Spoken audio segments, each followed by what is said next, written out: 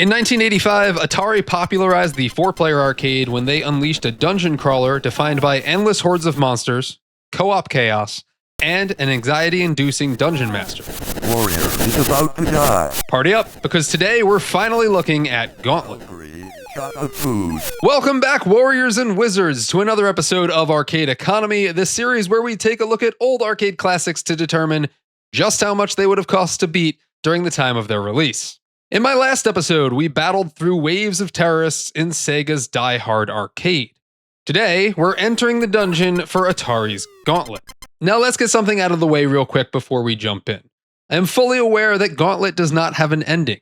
It cannot be beaten, and it just goes on and on and on until you decide to stop feeding it quarters. These are games that I've actively tried to avoid covering on this series, but that hasn't stopped the lovely Mass Replay community from continuing to request this game, which means I gotta give the people what they want. Today, we'll be taking a look at all the data, how far we got, how much was spent, the predatory nature of this game, and its history and impact on the industry. So, was Gauntlet a revolutionary co-op treasure of the arcade, or did it just steal your money faster than death stole your HP? As always, we're gonna find out.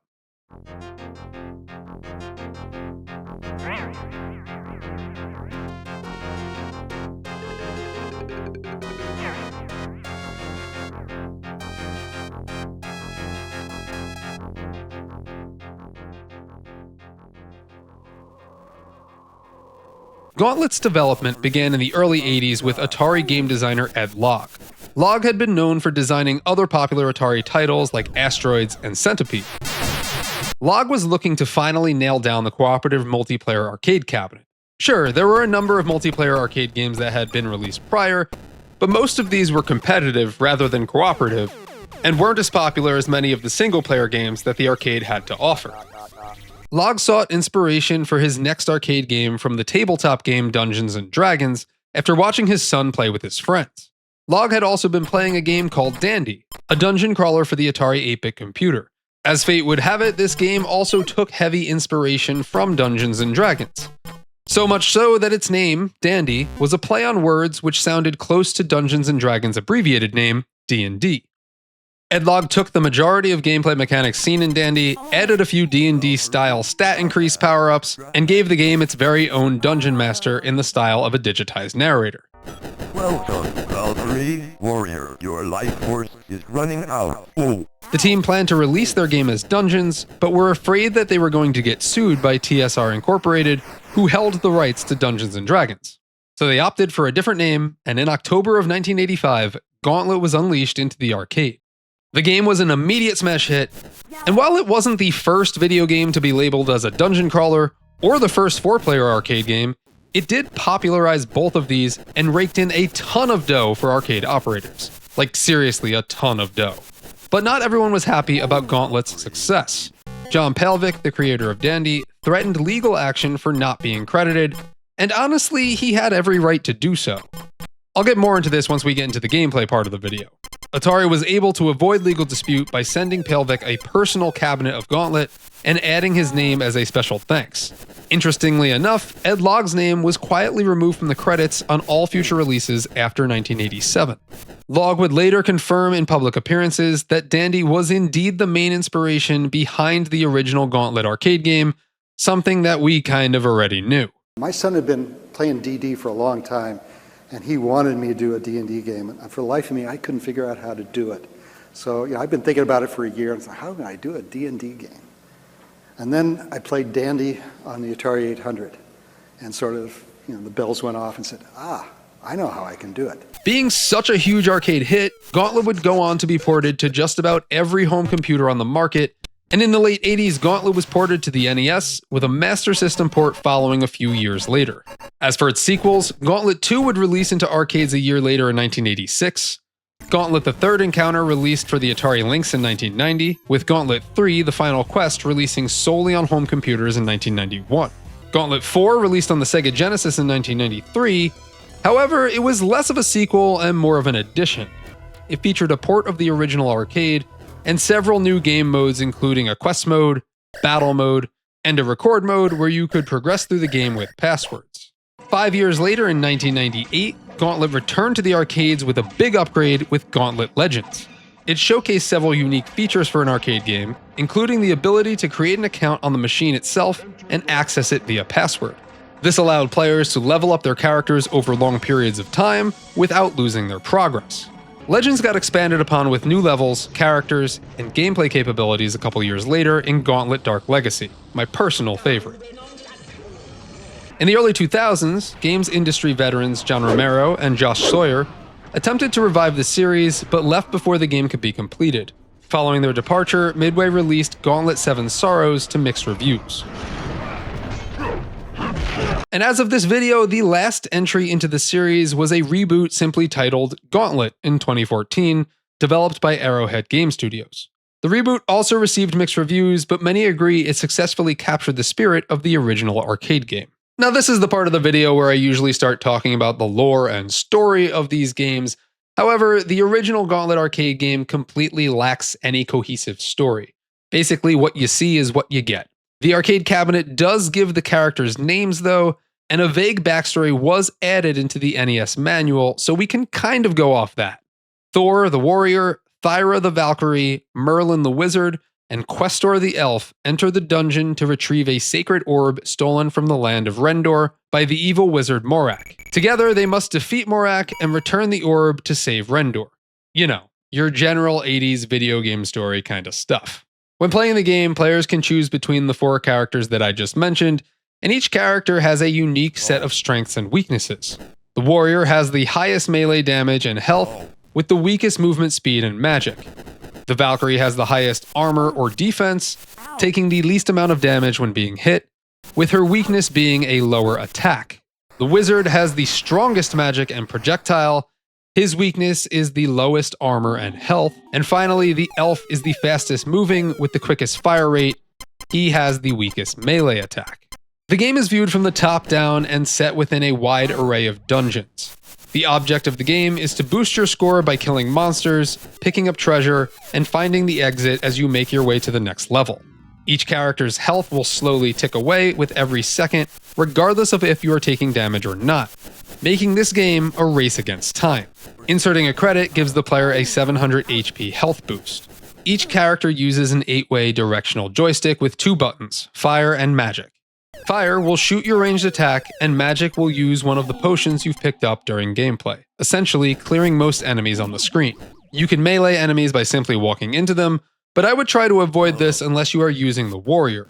Pickups are scattered throughout levels in the forms of keys that unlock doors, treasures that boost your score, potions to use magic and increase your stats, and food to increase your health. Shooting a potion will have a similar, albeit weaker effect as using one from your inventory, and shooting food will just eliminate that pickup. It's something I actively tried to avoid, but still did quite regularly. I shot the food. Enemies show up in the form of several fantasy tropes, including ghosts. You let all the ghosts in. Grunts. Oh my god. Oh, I'm throwing. Just keep throwing. Demons. They can shoot diagonal? That's not fair. Lobbers. Look at the lobber in his little lobber hole, his little bitch. Sorcerers. Thieves. You can't touch me! And death, the most panic-inducing enemy in the game. Magic potions are the only thing that can kill death, so if you're all out of them, you're going to have a bad time. Oh, Here comes death. I got him. Haha! Suck it, death. suck it, death. If death manages to catch up to you, he'll take away a large chunk of your health before disappearing. Enemy generators are riddled throughout each level and must be destroyed to prevent enemies from spawning and overwhelming the players. Each enemy type also has 3 different levels, which sees an increase in their hit points the meaner that they look. Now, before I get into Gauntlet's level structure and how much I spent, I wanted to touch a bit upon how much this game actually took from Dandy, and it is quite a lot. The core dungeon crawling action RPG gameplay mechanics are seen in Dandy, including support for 4 players simultaneously on one screen, 8-way directional shooting, monsters that spawn from generators, keys that unlock gates to progress through non-linear mazes, and the collection of items and power-ups like treasure, potions, or bombs, and food to replenish health. What Gauntlet added was the character classes, the health is time mechanic, the ability to destroy food by shooting it, Valkyrie shot a food. I know I shot the food. and an iconic narrator that acted as the game's dungeon master, letting characters know of rule changes or warning players when they were about to die. Warrior, your life force is running out. Yeah, no shit. So yes, while Gauntlet did steal most of its gaming mechanics from Dandy, it was Gauntlet that would go on to change gaming history forever and inspire a number of super popular games franchises like Diablo and Hades. Now let's talk about how much I spent and how we're going to angle this, since this is the first time that we are covering a game with no ending. Gauntlet was seen as a revenue generator, which is some serious foreshadowing for what's about to come when we get to my Predatory score. Like a lot of games from this era, there is no ending to Gauntlet, and the number of levels in the game is said to be over 100. In my research, I couldn't find a clear answer to just how many levels Gauntlet features. Some sources said 100, some said 115 or 125. What is clear is that the first 7 levels of the game are always the same, and after that, the game randomly pulls from a pool of unique level designs. It'll also mirror some of its levels to make the game feel new, and once you complete all of the unique levels, it just keeps randomly pulling from the pool of levels you've already beaten. If you have the time, money, dedication, and lack of sanity to go all the way to level 999, the counter will simply roll over back to level 8 where the random pool begins. Side note, this doesn't include the 11 bonus levels that are only filled with treasure and pop up every few levels. So how much did I spend playing Gauntlet and how far did I get? I played this game in 2 different sessions, once with my buddy Scott for co-op data and once solo. Let's look at co-op data first. When playing co-op, I played the Warrior and Scott played as the Valkyrie. We played for 2 hours, which got us through 40 levels of the game. At the end of level 40, I spent a total of $15.50, and Scott spent $16.75, bringing our total to $32.25. Now, adjusted for inflation in 1985, spending $15.50 would feel like spending $46.22 today, and spending $32.25 would feel like spending $96.16. If we average out our individual costs, that brings us to about 13 cents per minute. And since we played for 2 hours and got through 40 levels, that factors out to 20 levels per hour, or about a level every 3 minutes. Now, I also opted to play alone because I just had to know how much it costs to beat 100 levels of Gauntlet. And I 100% do not recommend you do this unless you love Gauntlet. And if you do love Gauntlet, then you've probably done this already. In my solo adventure, I played with the elf, and looking at that data, it took me $21.50 to get through level 40, which is where I made it with Scott. So that data alone tells you that you will save money by playing with more people. I mean, that's $6 by my count. To get through level 100, it cost me $52.50, which factored for inflation would feel like spending $162.51 today. Whoa. And it took me a very long and grueling 4 hours and 25 minutes to get through 100 levels, which factors out to about 21 cents per minute, or 22 levels per hour. Now it's time to bust out the Predatory game scale to determine just how predatory Gauntlet was in stealing your money. Surprisingly, the game's 13 cents and 21 cents per minute count wasn't as high as I thought it was going to be, but it's still not low and does still kind of teeter on the higher scale when comparing to other games that I've played in this series. And the game just has this overall vibe that it's trying to steal a bunch of money from you.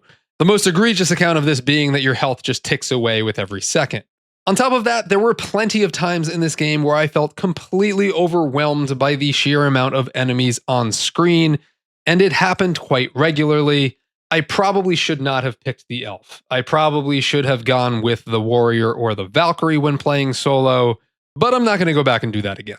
The power-ups are good, but they are very few and far between, and the food is usually positioned in an area which results in it being shot.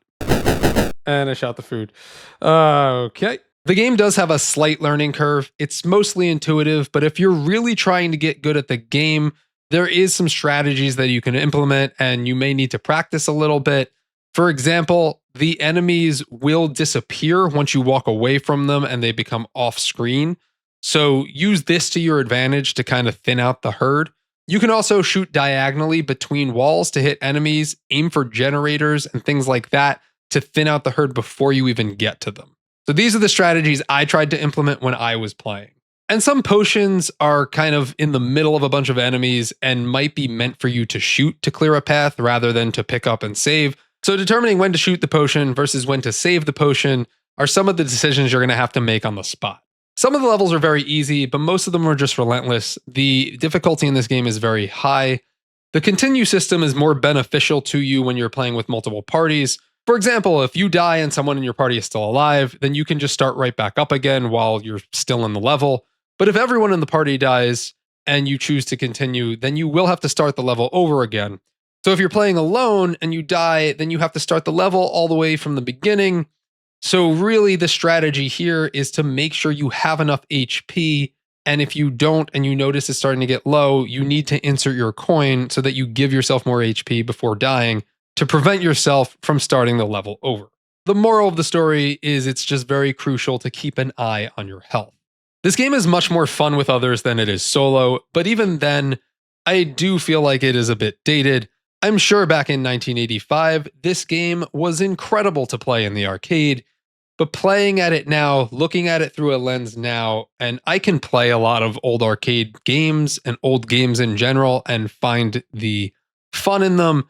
This game for me just kind of got really repetitive after about 20 levels or so. So to play through 2 sessions and go a full 100 levels, I could not wait to finish that 100th level.